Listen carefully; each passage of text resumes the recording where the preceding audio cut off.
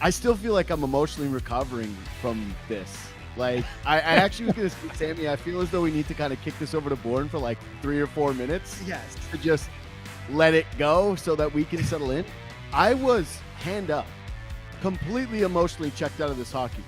Like, the first 10 minutes of the third period, I was sitting there receiving countless text messages from Leafs fans I know. Oh, boy. Just destroying this team. There's some tweets out there. I was prepared to lay hell tonight. Like, I was sour. Like, you stopped texting, so we know. I was seething. I was dead inside. I felt like abused emotionally by this hockey team, and they started to pile it on and started to have this comeback. And I think even when they scored the game-tying goal, I wasn't even there emotionally. Like, I could not believe. I was so afraid to hope again. I sent McKee a text like, this is the most pressure-packed overtime in the history of overtimes in the first round. Like, you've got the hopes of Leafs Nation, like, riding on the possibility of winning a game that is of utmost importance to the most heart, soul wrenching, crushing defeat. Like, how are you guys feeling? Sammy, I'll start with you because, like I said, I'm in shock. So when we first started talking about doing this show, Bunk, we had the idea for a segment called Worst Text of the Night. And I got to tell you, buddy, my phone is chock full of a lot of candidates leading up to the last 10 minutes of that third period. I think my phone might melt. Like, I need to use it for notes tonight, and I don't know how I'm going to because it will not stop buzzing, and it's all the same people that were just destroying this team hours ago. My initial reaction is we talked about after game 3 flipping this, or sorry, game 3 flipping the script and them, tying a game late, getting dominated in overtime and winning. Now they literally flipped the worst script in Leafs history with every joke that I've ever heard from every other fan base for 10 years since it was 4-1. They blow a game late in the third period, and the Leafs did it worse than Boston did. They started later than Boston did. They completely flipped the script. The Matthews goal after the first one, you could feel it immediately. I went right back into belief. That goal went in, and I was 4-3? immediately back on belief. No, 4-2. As soon as 4-2 went in, you could feel that building. You could feel them a little bit of doubt. They don't trust Vasilevsky like they used to. It's very, very clear. And I just started believing after that. But God, it feels good to flip the 4-1 script. It was 4-1 for Tampa, and they blew it. They absolutely blew it, and the Leafs took advantage of them crapping down their pants. Yeah, they buddy, crapped all over their legs. It wasn't James Reimer in net with Matt Fratton and co. that they came back against. It was the Tampa Bay Lightning with Andrei Vasilevsky in net and Victor Hedman back there and a bunch of Stanley Cup champions that you just do not expect that from. So I'm not with you in the sense of, boy, they were going to come back at 4-2. I did feel that same energy shift. I will say this much. The one thing was you could just feel Matthews, his real presence tonight in that third period of, hey, actually, all due respect to Nikita Kucherov, I'm the best player in the series. I'm not letting my legacy go down like this. I'm taking over this hockey game. Bourne, what'd you see from Austin Matthews in that third? Well, it's the strangest thing because, I was like you after the second period, you start really evaluating like, okay, this is the fourth game of the series and Matthews has been good, fine in this series. But like I watched Colorado play a game and obviously watched them win a cup last year and just watched some games where McKinnon was just like, no, we're not losing. And I've seen McDavid do it. And obviously Matthews is on that tier of players, but I've been like, it's not like he's been bad, or anything. I've just been like waiting for that game. And I think we found it in the third period there where, I think the biggest takeaway early in the game was like, no one could get inside on Tampa Bay. No one could get to the middle. They just were stuck in the perimeter. They seemed content to be out there. All of a sudden they get one off a rush and they started living on the inside again. And Matthews gets another directly in front of Vasilevsky at the end of the game. And Tavares is directly in front of him at the end of the game. They get one on a tip at the end of the game. They got to the inside, which they hadn't done for so long. Borny, I'm so glad that you mentioned that, because that's how I felt when they scored the final goal. Is sometimes you just feel like this game, we always talk about how hard it is to evaluate it, right? Like, you can all watch this game and we'll all have different opinions on so many of the players. And Yeah. all I felt after they tied this game was, yeah, just go to the middle part. Right. Go to the middle part in front of the paint area, and that's where the good stuff will happen for you. Yeah. It's like Filter. Oh, Go ahead. Well, was it's such a playoff hockey team theme, right? Like, Yeah. the good teams get to that area. When it gets hard in playoffs, you got to get to the area. And, to see it come through in such a tangible way, them taking a game where they weren't the better team for a long stretch of it. By the way, if you look at the end of the game, they end up with 1 second more ozone time than Tampa based on their third period. Like, they at even strength. They found a way back in it. So really the whole thing about after the second where you're like, they were dogs. I mean, what do you want to say about Tampa? A lot. They blew it. There was a full-on blow. They Yep. blew it. Like, there's Yep. they completely stopped playing. Like, Yeah. it just, you could feel it that they thought the game was over. They were probably thinking in their dressing room, same old Leafs. They're going to quit on this. They're not going to have the pushback. And they got caught. They were really no good in the third period. They played so well in the first two periods. They No kicked the room for crap anyone. They Yeah. kicked the crap out of the Leafs in the first two periods. Harder on every puck, winning every battle, winning every race. And there was just a real noticeable difference in their intensity in the third period. Like, as much as the Leafs came back in this game, it's equal parts Tampa blowing it. Like, it was a really, really bad performance in the third period. 100%. And I tweeted it. It felt like Tampa Bay wasn't expecting Toronto to care. They were sloppy. Where the hell was the team from the first two periods? Again, all due credit to the Toronto Maple Leafs tonight for the third and just grabbing the momentum when it was right there. Absolutely. And their star players, again, just completely showed up at the end of it and decided, no, we are going to flip the script. It's a massive, massive change for them. But if you're John Cooper and you're looking at those guys, I had to wonder, is that where fatigue shows up for a team like Tampa Bay? Like, we were so expecting them to kind of look like a hobbled version of themselves. And then, yeah, you're right. Those first two periods, I'm having an existential crisis about the Leafs, going a lot of the same things Sammy was mentioning there. Like, why are they winning every single puck battle? Why are their best guys just so much more intense in these moments? Why are they able to just find ways, and their power play snaps it around when Toronto's can't, and their stars can't be matched, and blah, blah, blah, blah, blah, blah, blah. And then all of a sudden, I think that maybe, just maybe, they were used to that opponent not showing up in those spots against them in the past, but also that's a tired group that they decided, you know what, we've got to regulate ourselves a little bit here. We can't push as hard as we did through those first two periods. And they just completely went to sleep. So I just think, Borny, maybe that's what fatigue is for this group. Yeah, I see that. And you know what the worst part about that, if you're Tampa Bay, is this is not a one game thing. You give the Leafs life every time they're down. Every time they're down 2 in the third, they're down 3 in the third. The Leafs won't go away. Like, the first game when Tampa Bay won, the Leafs just went away. It was a major criticism we had after the show. This is 2 games in a row where they didn't go away. And now I think you give Toronto the feeling that they go to their room, they go, yeah, we're down, but we've done this before. There's that belief to stick with it. And all of a sudden you're the tired team, and Toronto's got this belief that they won't just go away at all. That's a big uphill climb against a talented team that suddenly has that belief. 100%. That's perfectly said. Like, I mean, we can talk about specifics and who you want to get into in the third period and what the comeback comes, but yeah, you absolutely nailed that there, Borny. Yeah. I just also think, again, that so much of the belief does come from the fact that you have Austin Matthews. And if you're the players around him, you've seen him score how many goals now in his career? Yeah. Like, a lot. Yeah. A lot of goals. A lot of goals. Let's say 100 in the last 2 years. Yeah. Scored 100 times.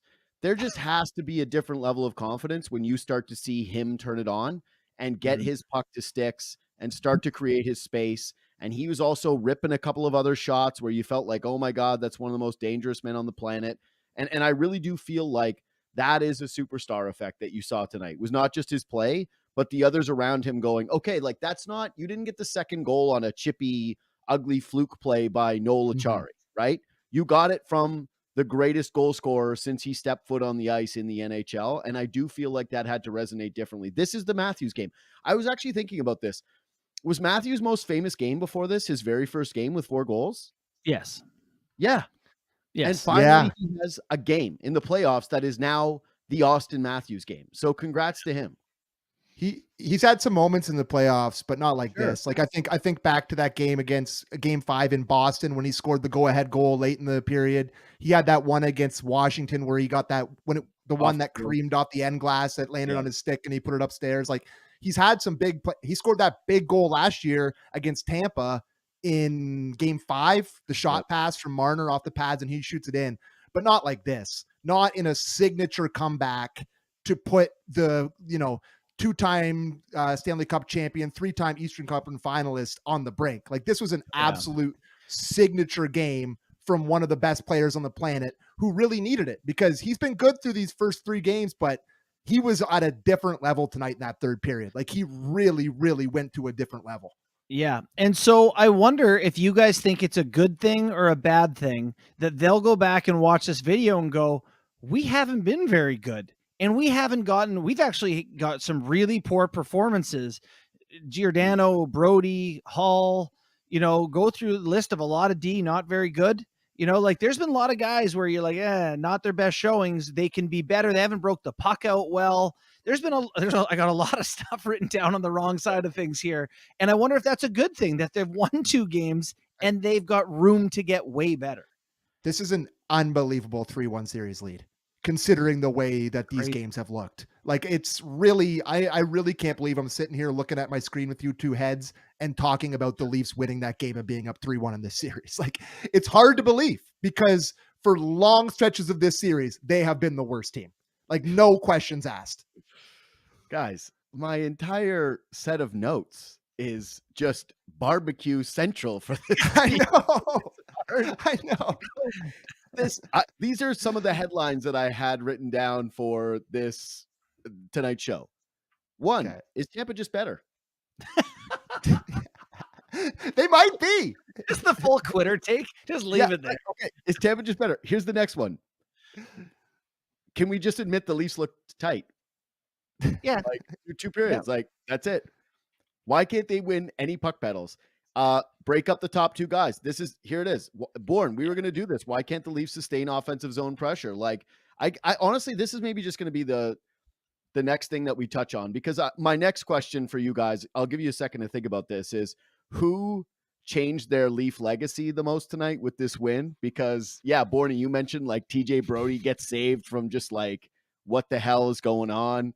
Yeah. William Nylander, my God, the first period that he had versus getting points in the end and saving it. But I want to save that one. Before we do that, Bourne, they could not sustain offensive zone pressure for 2 periods, like at all. It was just completely non-existent. And then in the third, they are able to do it. So we discussed that Matthews turned it on and Tampa went to sleep to a degree. But I guess to answer your question about like, what do you feel good about or whether you don't, I'm torn on this one because it is hard to ignore that the Leafs essentially put together 5 periods against Tampa Bay where a team that has that many superstars has gone offensively for that long a stretches. So can you give us an explanation as to what the hell is happening there? Yeah, so I see it as the Leafs have been burned by the big mistake in the past. We know they're built their lineup and dressed a roster to avoid the big mistake. And so I see a team, that's heavily on the D side and not wanting to get caught deep. So guys are alone. Guys are on the boards in a board battle 1-on-2 against Tampa because 2 Leafs are layered like on the D side, not wanting things to come back fast against them.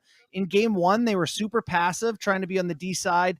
And instead, they never end up with any ozone pressure. They're desperate in Game 2. All of a sudden, they play aggressively. Hey, things work out. They sustain some zone time. I feel like the same things have happened in Game 3 and 4 where guys are on an island. Like, I don't feel like they're coming up as a unit. Everyone's just like backed off and just don't want to get burned. But all of a sudden, they're down in the game and they have to take some chances. They bring a second man in on the pile. They're able to kind of keep the puck alive in the ozone rather than just falling back on D. So to me, it's like too passive. They could respect Tampa, but it's been too much respect. They've taken it to them when they've really ramped up the aggressiveness. You think that changes just with more confidence as they continue to win these games? Like, how much of this do you think is just psychological versus what Tampa has as a team?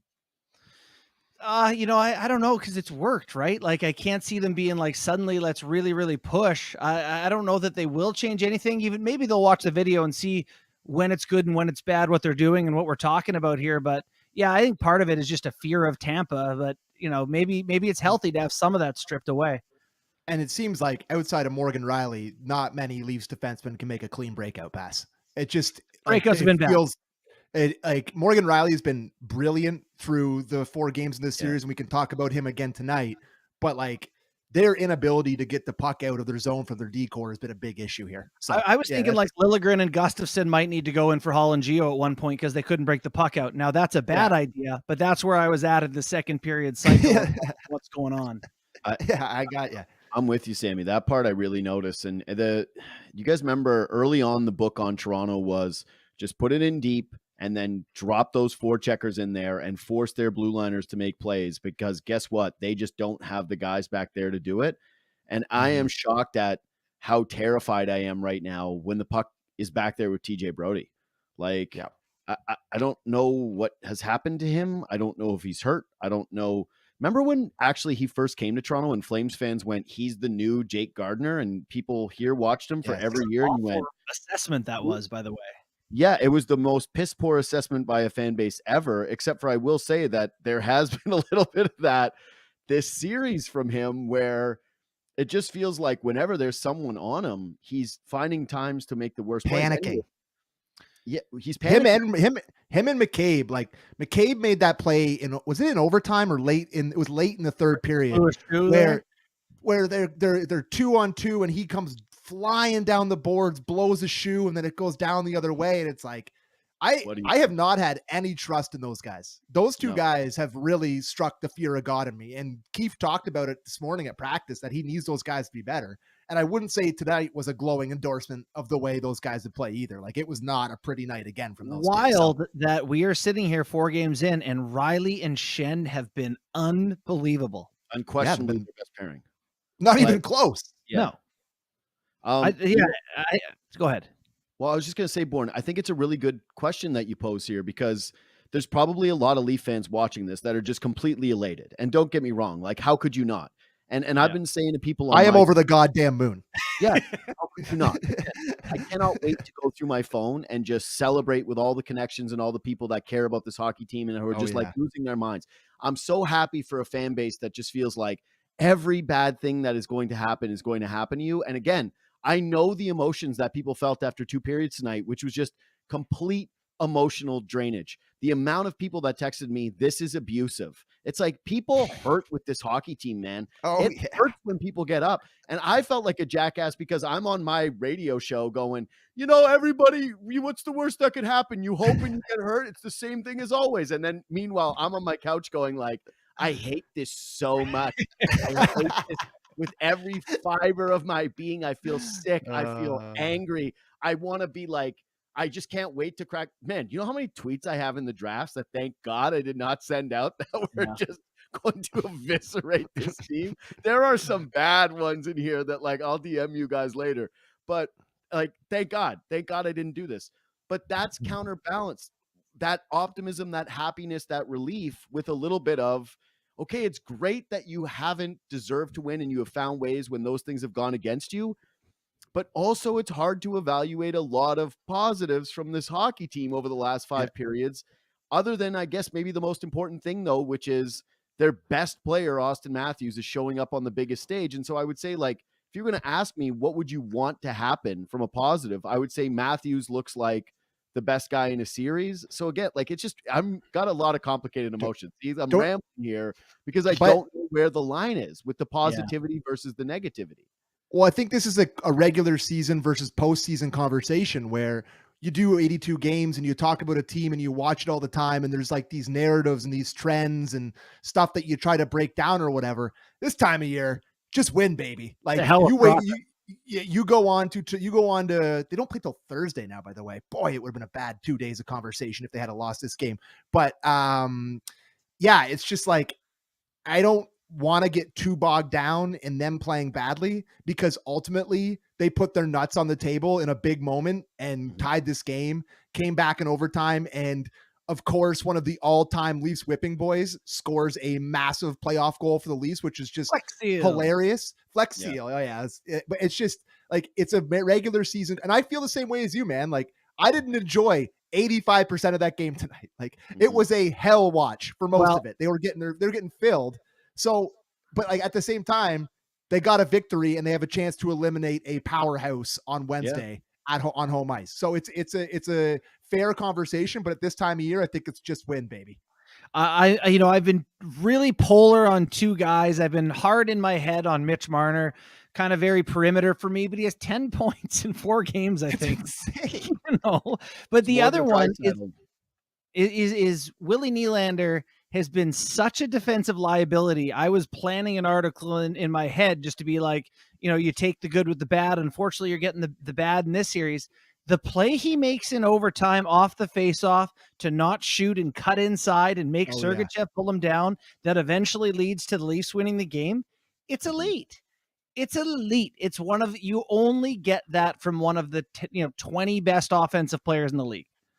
So you, Bunk, you asked that question, who changed their legacy the most? Bourne just answered the question for me. Number one, Willie Nylander. Like, he was, that penalty he took in the first period where he's just like, I don't know, too lazy to move his skate to keep it from going through the back of the legs of Stamkos, 150 feet from his own net, and they score on the power play, and that really gets him going. No good defensively. It's a vintage Willie Nylander game where he has these moments where you're like, want to pull your hair out. Like I was thinking about maybe he should get benched. I'm like, maybe bench him, like send a message. Like, he's been so bad. And then like Bourne says, goes into overtime, dances the whole team, draws a penalty, and they score on the power play. Like, it's the give and take of Willie Nylander, and he is the number one answer. There's no other answer, really. I think there's a couple things there. First of all, I completely agree with you. And as bad as the penalty was, upon seeing the replay of Sergachev score and Nylander give just the most dog effort to try to get in front of it, where it's like, I'm not getting in front of this soft wrist shot, as he's watching like Austin Matthews hobble off the ice blocking shots, Mitch Marner diving on the ice blocking shots, Ryan O'Reilly, all the other team's best players. And then here comes William Nylander be like, I'm not all participating in this shot blocking event that the rest of you have decided. I was furious. Again, the text messages, the worst text messages of the night. The award goes to many about William Nylander. I went full uncle mode with my friends in the group chat. Like, I was full uncling on William Nylander tonight. And then, he does it. But I'll say credit again to 2 other people. Like, one is this William Nylander's brilliant skill, like Bourne mentions. But I do think that it mattered that Sheldon Keefe capitulated, changed up the lines, and put him with Austin Matthews. And I do think that, like, hockey, for better or for worse, a lot of coaches would have done what you said there, Sammy. They would have tried to send a message, and they would have like limited his ice time and thought, hey, we're out of this game. And Sheldon Keefe, a little bit more of a new school guy, goes, you know what? No, we're going to put you with the best player on earth. You have the talent. We need you to show up. He showed faith in him, and it worked out. They win the game. So credit to Sheldon Keefe and to Austin Matthews for that as well.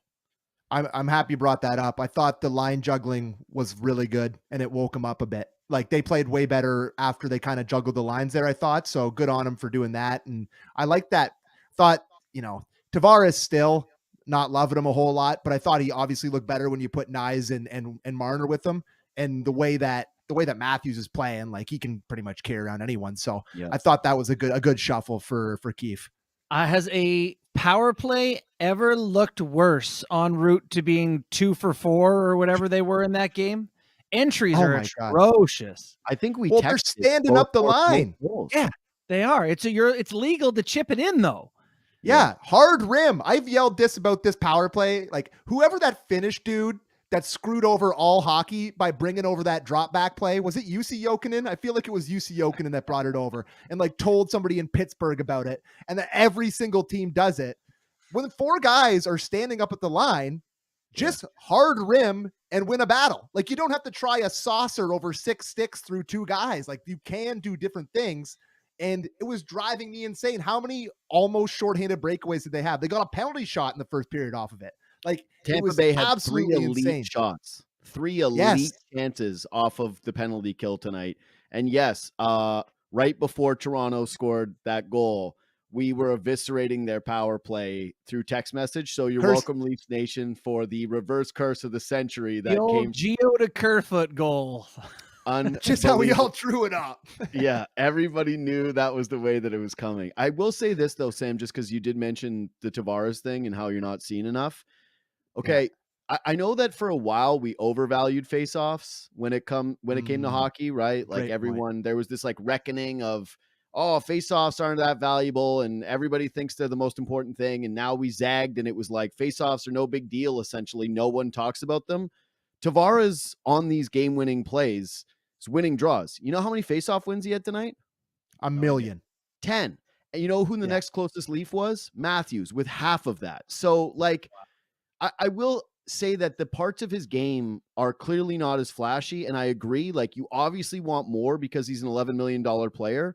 But there are times where I'm watching him, especially in the offensive zone. And I just trust it when we're looking for that like sustained pressure, he's the guy that you want in the dot, creating those plays, starting those plays, and then hanging around the net.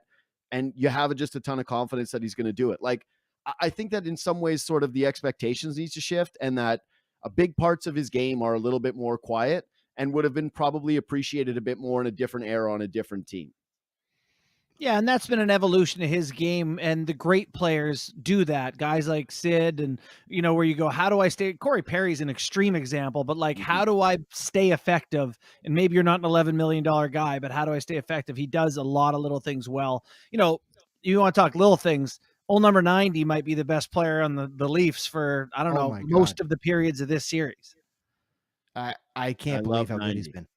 Yeah, he's I love at 90 he's number one. He's at like there's a guy who has 10 points in 4 games, and I'm like 90 is the MVP. Yeah. Like there's no question today for the Leafs. It's 90. Yeah, dude. I bet you if you polled Leaf fans, what is the reason that they're up 3-1? Definitely still be number 1 after tonight's game. But O'Reilly if you're 30 years older and if you're 30 up. You're probably writing 90 on your ballot. Yeah. I guess Morgan Riley too. Also how about another game where Samsonov's numbers are garbage, but made enough saves. Mm-hmm. Yeah. I thought he was fine. Like I don't have any complaints about him at all tonight. Like I thought, the ones that went in, not a lot he could do on them, and he made some nice saves to them, including that great save across. Who was it that he robbed? Was it Killorn again towards the end of the game off the McKee blown shoe where he came flying over and made that save? It was really nice. Yeah. Made one really good one on Stammer in the slot in overtime where he kicked the helmet off right away.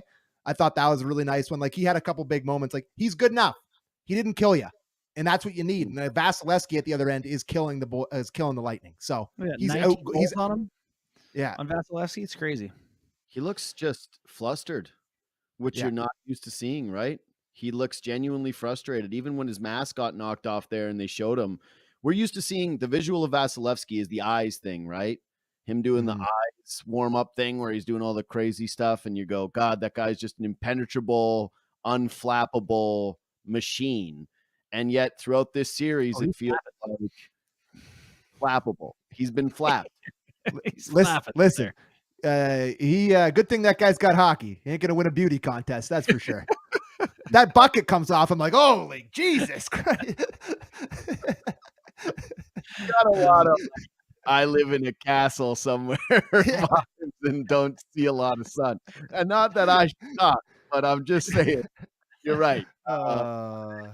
There's probably a reason why he chose the sport where there's a full face mask. I'm just saying. That was his weapon of choice when it came to sports. Yeah, I think Samsonov has been good. Same way as you. Like, I didn't feel like he let in a bad goal tonight. Which one would you kind of nitpick with? You maybe wish he saw the puck a bit better on the Killorn shot at the end of periods. Boy, it's like a good awesome shot. Screen. Yeah. Awesome screen, great shot. Yeah. That's I wasn't like, wow, Samsonov, you blew it. It was just a good play by Tampa. I will say that if we're doing the concernometer stuff, the end of period goals thing is now an actual storyline to me. Like, I don't know what it is, if this is just random fluke chance or what we're supposed to make of this, but This is now multiple. What is this? 5 periods now in the series where Tampa scored with 2 minutes or less. Yeah. Yeah, it is concerning, but I don't know if it's just random coincidence or what. It's really strange. Did want to ask you guys a very pressing question. Sure. Michael Bunting's available. Yes, he is. Yeah, I know, because you rack your brain. You go, well, here's a forward who's bad. You can't. It's not a guy. Aston Reese has been good. Lafferty, good enough. He ain't getting back in. He's not getting back in, fellas. I think they got to get him back in, though, don't they? He's for game 5. Yeah, 100%. I don't see. Not be more torn on this. I get it. I understand it. I feel the same way. I just think that ultimately you're a team that has been searching for some offensive consistency, and he's somebody that has almost 50 goals in the last 2 seasons. Like, what did he have? They scored 5 goals every game without him. They scored 7, 5, and 5. Yeah. 4 and 5. I guess. Oh, 4 and 5. Sorry. I just, it's hard for me to envision them really looking at it and saying, like, okay, this is my thing. It's the same thing with Nyes, the conversation that we had, right? It was put your best lineup out there and don't overthink it. And Nyes goes out there. Superstitious. And yeah, exactly. What you're going to manage your team with, well, this is the way it's done. You roll the lineup over. Like, what is the degree in which that applies? They didn't do it with Nyes. And then he gets in the lineup for game 2 and they go, oh, wait, maybe we should just play the good player. By the way, sneaky, massive play for him tonight. The puck off the goal line, the game. Oh, yeah. How did we not mention that? Wow. Yeah. This play here, it's like, it's poised to not hit this on his forehand, but go over the puck and use his backhand is like, I don't know how many guys on the Leafs make that as talented as some of their guys are. No, it's incredible. Dude, his hands are money in the bank. He has gorgeous hands for just a massive kid. That was a huge moment for Nyes. I actually wrote down early that when the Leafs were kind of dogging it and the whole team wasn't looking very good through 2 periods, I went, well, you know what? At least I feel good when 23's on the ice. But to get back to the Bunting point, you're right. Like, Nyes is definitely not coming out for Michael Bunting. I actually think that there's like a decent case he's better than Michael Bunting is today. Like, you don't think that Nyes would have scored 23 goals or whatever playing with Matthews all year long? I think he would have. Wow, that play is ridiculous. What poise? Who was it for the Canadian what junior confidence team to let it roll while you go over top of it? Yeah. Oh my God. Who was it on the Canadian junior team that pulled one off the goal line a year or 2? Guy who plays for Anaheim, Mason McTavish. Yeah, McTavish. That's right. That now usurps him. McTavish, you're done. It's nice play now. No. This is a bigger moment. This is more eyeballs. This is professional league. This is Matthew Nyes stealing it. But you steal a puck off the goal line. That's the best one I've ever seen now. Yeah, so who are you taking out? I think that the guy for me would be Lafferty because I think Zach Aston Reese has been really good. I've been shocked at how confident I am when Zach Aston Reese is on the ice. I actually think, like, what was his minutes? I just said 15 before he scored. Sorry to interrupt. What? I just said Kerfoot. Yeah. But no chance of that. Think about Kerfoot. Keefe would have laid down on a railroad track before he take Kerfoot out of the lineup. I think he'd take Nylander out before he took Kerfoot out. Like, gun to his head, I think that Kerfoot would be one of the last 6 guys out of the lineup for him. There's just no doubt about it. I wasn't very impressed with Yarncroc tonight, but he's not coming out. To me, the guy is Lafferty. It's just plain and simple. It would have been Sam Lafferty, and that's the guy that comes out. And you plunk Bunting down on the 4th line, and now you hope that group has a little bit more offensive punch. Now they're worse defensively, and they're in scrums every whistle. I honestly don't think he's getting back in for game 5, boys. I don't think it. Right now, I agree. I have put no time into this, but I think they will do the old, we're winning. We've won 3 in a row. Why would we change our lineup? All right, cool. But guess what? If you lose that next game at home and now you have to go back to Tampa Bay and all of a sudden the comfort level is gone and now Michael Bunting gets into the series and he's also a little bit more sour at this, the best thing to do is to put your best players on the ice. And I'm sorry, Sam Lafferty's just not as good of a hockey player as Michael Bunting. They're both going to hit free agency. One of those guys is going to get around $4 million. The other guy's going to get 1. It's a no-brainer for me. Put Bunting in, limit his ice time. Everybody on the team, Versteeg was on my show again. He's on tomorrow. And And this is a guy who won 2 Stanley Cups. And he mentioned Andrew Shaw. And I thought that was a really good comparison of just how sometimes they would have to take Andrew Shaw aside on those cup winning teams in Chicago and go, hey, stop being an idiot. We need you to do this. But it would be the John Taveses of the world and the Patrick Kanes that would have to step up. And I think that this is, again, hey, Austin Matthews, you just scored a bunch of goals. You just had a huge moment on the ice. Mhm. Now have a moment off the ice where you take Michael Bunting aside and you tell him the player that you need him to be the rest of this way so this team can win a Stanley Cup. Like, he's getting back in the lineup at some point if this team's going on a run. So you might as well do it now. Here's the thing. So he is definitely, he does the thing that's harder to do than Sam Lafferty. He has a great offensive IQ. He has a nose for the net. He can create goals. That's a rare attribute in the NHL that's worth money.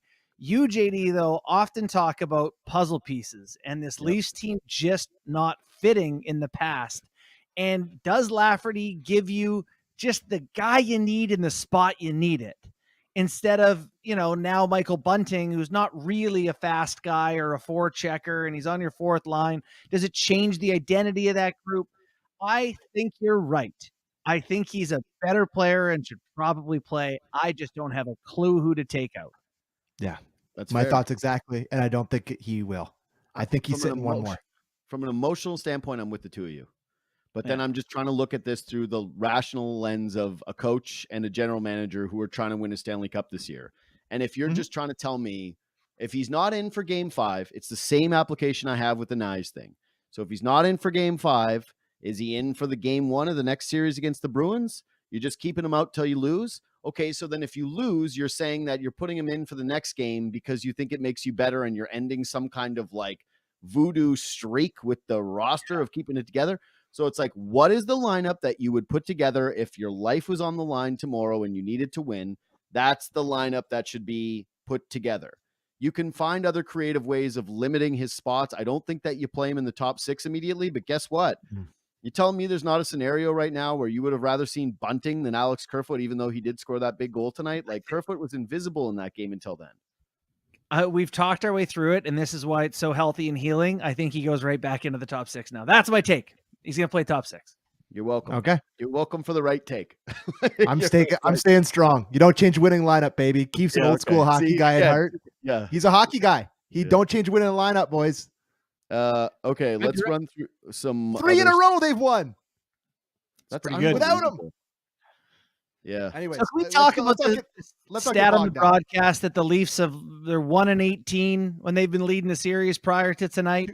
2-17 now. So that goes back to 2017, I presume. That's what we're talking about. Yeah, since Matthews' rookie year, I imagine, right? So I just don't like the stat because they've only played 7 playoff series. There's no way they've led 19 games over those 7 series. No chance. I saw that on the broadcast too. So I just, the math doesn't work for me. I know it's been bad. They lost 3 to Montreal after leading. Anyway, I don't know. Yeah, and they were what? Leading in the maybe it's like go up 1-0 in the series, and I don't know. No, weird stats. Doesn't make a lot of sense, but they've led 2-1 a lot. Like pretty much every series they've led 2-1, which has been one of the most disappointing things, and which was one of the more sobering things that I was putting together today, where I'm doing other radio shows and other podcasts, and they keep asking me, does this feel different? And I go, yeah. And then they go, yeah, but you're up 2-1 last time. And you go, yeah, this is a different 2-1. All right. Like, guess what? They've never been up 3-1. All right. They've never had 3 chances to eliminate the Tampa Bay Lightning. This is just completely incredible. This is my next question. Do you keep those lines together going into the next game? You're back at home. Do you go back to Marner Matthews, or do you say, like, hey, this actually worked. We got some jump from this later. We're going to actually stick with the lines? Because I will say this, at least, I do notice Tavares way more when he is with Marner. Yeah, I think every time they make the Marner switch and give Marner to Matthews, Matthews gets a little life and he's better. And then they switch it back and Tavares gets a little life and he's better. It's like this little jump start button they have.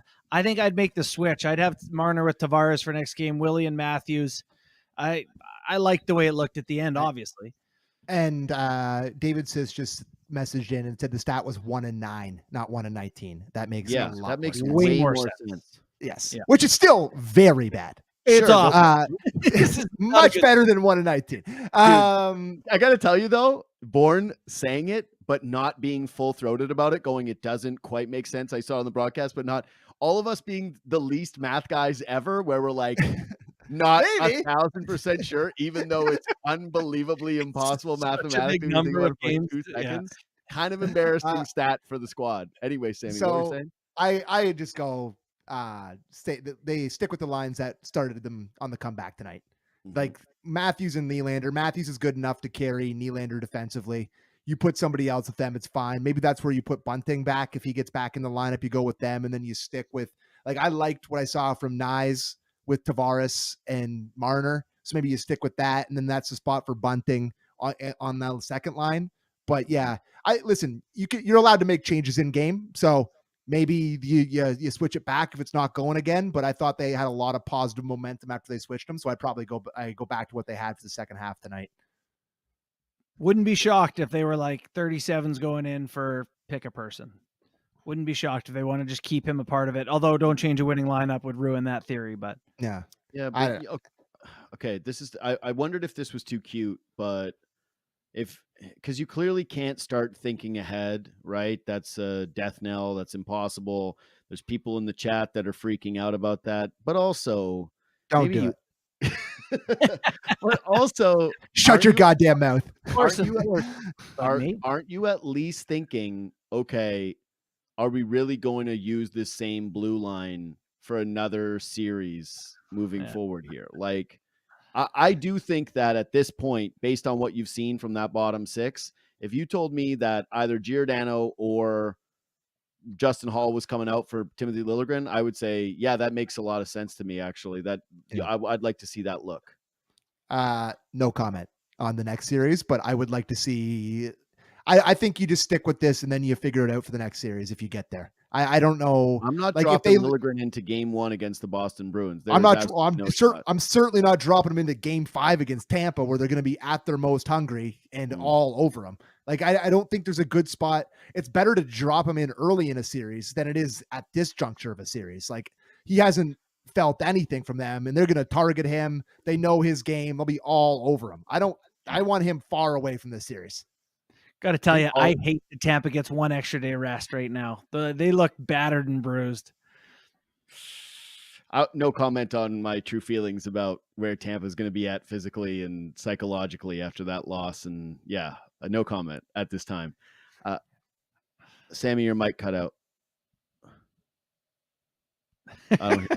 No, back? we lost it. Back? Hey, back. You're back. I was gone. So, no, I know you. No, I was gone. Okay. Yeah. No, there's absolutely no way they are not completely beat down.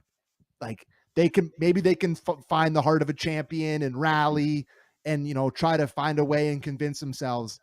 But with all the hockey they've played, it's a long road back for them now. They can find it. If there's any team that can figure it out, it's them. But there's no way that wasn't a massive kick in the junk. I've gotten in trouble for saying the D word a couple of times, so I'm going to go with junk. Tampa's like a virus, and you take your penicillin for 7 days and you feel like you've got it licked. And so you don't take the full course and it comes back to life and just comes back to full strength. We haven't seen this team go down, man. Like, you got to cut their head off. You got to cut the head off. Yeah. There's no doubt about it. Cut the head off and Toronto. Send all the body parts to different parts of the country. Like, make sure the monster is dead. There's no question about it. I'm 100% with you guys. I don't mean to take Tampa Bay lightly. I just can't help but feel like, again, I mentioned it earlier. I think that the fatigue is what shows up there a little bit mentally, where that is the difference potentially of Tampa in the past and Tampa now, where in the past they would have played those 3 periods and they would have just stepped on Toronto's neck. They lightened up and they slowed down a bit. And I just can't help but feel like psychologically there's got to be at least a little bit of something in the back of some of these really smart players' heads, like where they check out. And it's also been a bit of their players' DNA in the past too, that they've been a little front runnery, and they do have Kucherov there, who I feel like might just slash someone behind in the ankles and say, goodbye, I'm out of here. I'll see you next year. The thing I noticed tonight too is there was a lot less bull crap from them. Like, you could tell that, because the refs were absurd. You thought? I didn't really think about the refs a whole lot tonight. the refs in every little mini scrum decided to say, if you guys even go around each other, we're going to put somebody in the penalty box. Well, it So I think worked. that There was way less bull the whole night. I thought that they just weren't able to impose themselves physically and like a bunch of like acting like that game against when Braden Point went to the boards, it turned into a clown show. And there's just none of that tonight, which to me spoke to a more desperate Tampa team that knew they just had to play hockey and win a hockey game tonight. Also, like say what you will for intangibles, the Leafs have stood up. Like if you let yourself get punched over and over and beat up, it's easy to continue to do it. If every time it happens you have to fight someone, it's just not worth it every time. And this is where you wonder about the value of the Leafs answering the bell earlier in the series. Absolutely. Played in their favor. I love that take. I really do like that take. Okay, time for rapid fire or any other big portion topics in the show? Fire me away. Okay, Sammy, this one is for you. Uh-oh. Because I was sitting here thinking about it. Where does this rank? Like, this is obviously the number one Leafs win in the post salary cap era. Like, there's just no doubt about it.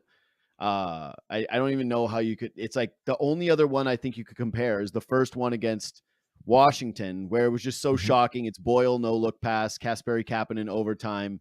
It was so much house money, and there was so much happiness and momentum with the fan base at the time. But like, that's clearly this.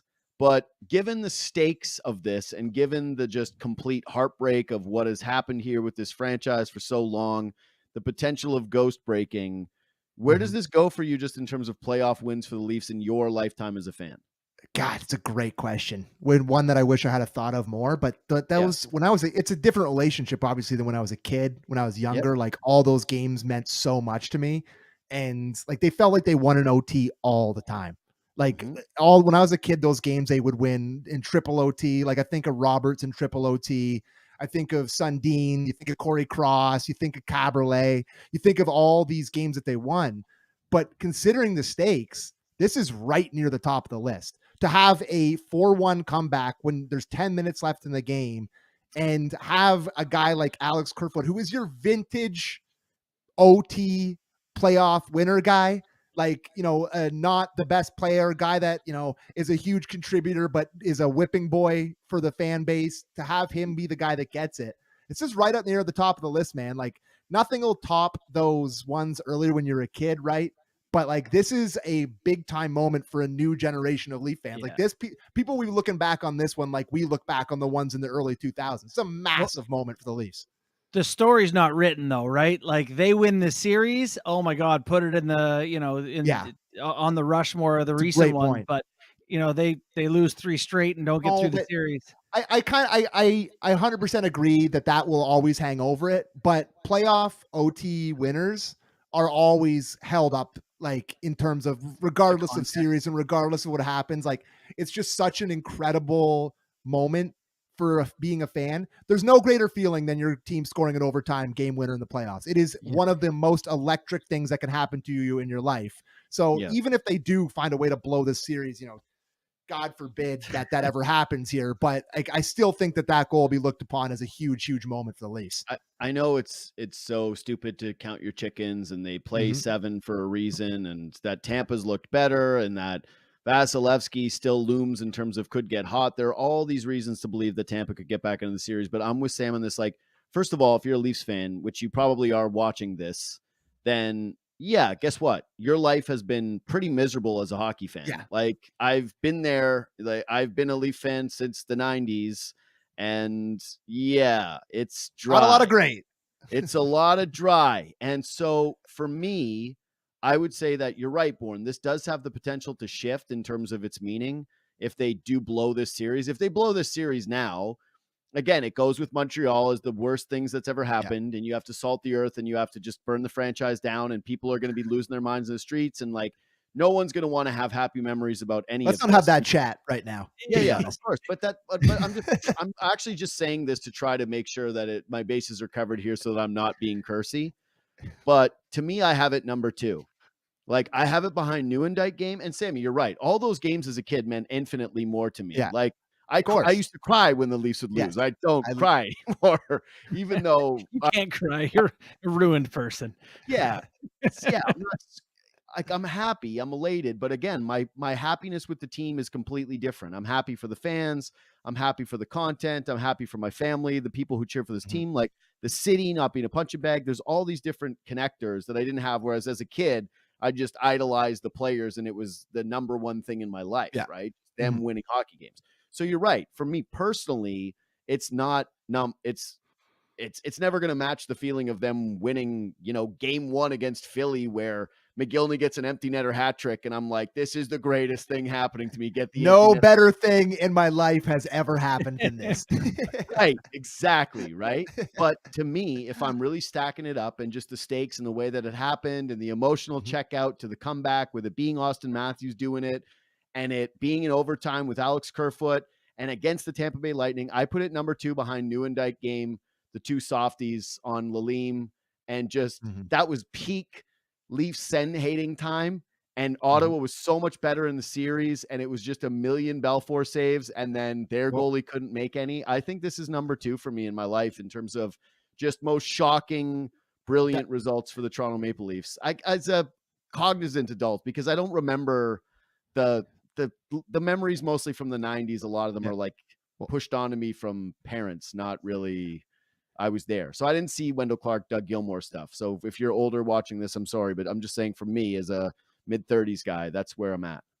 So the shock factor with that Lalim game will always be, that's the most, when that second one went through him is legit, like the greatest. I fell off my couch with glee. Like I legitimately couldn't believe that was happening. So I did something similar to children. And so he's like, what are you guys talking about? And he got to wear the same sweater that his dad wore for NHL. And for you and I, though, that second Nieuwendyk goal might be our peak of our lives. Yes. Keep in mind, I would have been rooting for the Islanders for many years of lean times too. So I don't have many things to cling to as a fan either. 100%. Best moments are like Joe Carter hitting a home run. And then it's Jose Bautista's bat flip. That's all I got. That's why, honestly, it's not that I'm trying to be cursy with the whole they could win or like believing they can win. It's just, man, Leafs fans have had so little to cling on to that I kind of hate the idea of thinking about tonight as anything like, well, what if they choke and what if you jinx it and what if you, it's like, just enjoy this. Enjoy it. Soak this go one out, up. Go out for the next 2 days, wear your jersey, wear your hat, put your car flag on, puff your chest out. This is the time before Game 5 starts. Now is your time to be walking around like you own the world. God knows I will be. Fear when the puck drops on Thursday night. Of course, again. Watching like this the entire time, but yes. But enjoy these next 2 days. Enjoy it, and don't think at all that they blew 3-1 to a team that was far inferior than Tampa Bay, like a couple years ago. Never happened. Don't think about that at all. They didn't have the factor then, baby. Any rapid fire topics for you guys? No, I'm good, bud. All good, pal. I just have one tiny thing that I wanted to mention, which is that Kucherov on that power play. Like, I feel like Stamkos is their signature player in terms of just what I think about my whole life because he's got the shot. But that slap pass he made to Killorn tonight and just the way he clocks how Toronto's moving and accounting for him is just, I hate Kucherov's guts as a player. Like, I think that he's actually a tier above Marchand for me in terms of just guys I like to root against. But man, he's just, when he's on it, he's just brilliant. And that, there's a tier that's McDavid, Draisaitl, Kucherov, power play guys. We talked about it a lot in Real Kipper and Bourne, but the way he disguises whether he's going to shoot or pass, there's no one like him in the league that does that. When he's get that stick up high and it looks like he's going to shoot and the no look across seam, it's like, well, as soon as that puck gets through the seam, I'm like, oh, that's a goal. I don't even care who's standing there. It could be me standing there. I'm like, that's going in the net. Like, it's just, he's got, that was a tap in for Killorn tonight on just an absolute 2-footer. Like, no problem. Yeah. All right. All my other notes are kind of irrelevant at this point. I was scrolling through them and I'm like, nah, that's a bad one. That's a bad one. That's a bad one. Blow it up. Fire Dubas. Just thinking about, I have some certain things in there that do not survive. Anyways, Leafs fans, just be happy tonight. Just enjoy this one tonight. That was an awesome win. That was an awesome comeback. I know it was shocking. I know there was a lot of complicated emotions with that one, but holy crap. It's going to be guess what's going to be fun? Waking up tomorrow and knowing that the Toronto Maple Leafs have 3-1 in a series. Guess what I'm going to be doing? Highlights, multiple time highlights. You know what I'm doing? I'm finding everyone's takes from 2 hours ago. As soon as we're done here, I'm going on Twitter. For JD Bunkis, Sam McKee, and Justin Bourne, follow us on Twitter and Instagram at JD Bunkis, at JT Bourne, at Sam A. McKee. You can reach out anytime. Hit us up in the DMs. I actually love games like this in terms of stories of people giving up on the team or other people giving up on the team. And then the following subsequent events that happen. Like I saw one guy tweeted at me where his dad left the house and then the Leafs went on the run. I love those stories. Guess what?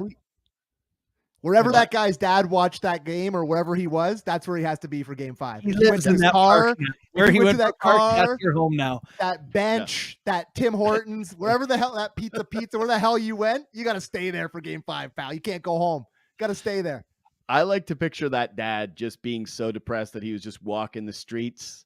And then all of a sudden cars started honking and he was like, I'm already on the side of the road. And then it was like more cars kept coming. And then he realized that the Leafs won the game. That's how I like to picture. But yeah, I love stories like that. So please reach out and maybe I'll end up reading them on my podcast tomorrow at 9 a.m. Again, listen to us both on the Fan 590. Me at 9 a.m. tomorrow with Christopher Stieg. You guys, who do you have? Colby tomorrow. Yeah, I got Colby tomorrow. And nice. yeah, that's what we got. I like how we got two middle of the country former players who didn't have the best runs with the Leafs, who were a little bit sour about the organizations on one of the biggest days for the team to win. It's good stuff. Colby will be positive tomorrow. Guaranteed. Oh, of course. And anyway, subscribe to this podcast if you're listening on iTunes or on Spotify. Leave 5 stars if you're there. It really does help us out. Same with the thumbs up on YouTube and also especially the sharing on Twitter and on Instagram. And then go buy Borny's book, Down and Back. Again, available wherever books are sold. I think those are all the plugs. Good job, team. Good job, Leafs. Way to go, Bunk. Yeah, way to go. I can't believe they won. I know. I can't believe they won either. That's exactly what's going to happen as soon as I turn this camera off. Is I'm going to go and just call my friends and family and go. And that'll be the conversation I have with 8 other people. Is I can't believe they won. Yeah. I might have a drink. Oh yeah, duh. I said to Bourne right away. I was like, I can't believe I can't drink beer. But read Down and Back. Anyways, that was fun. God, that was so fun. Can't believe they won. Cannot believe they won. For JD Bunkis, Sam McKee, and Justin Bourne, we'll see you Thursday night.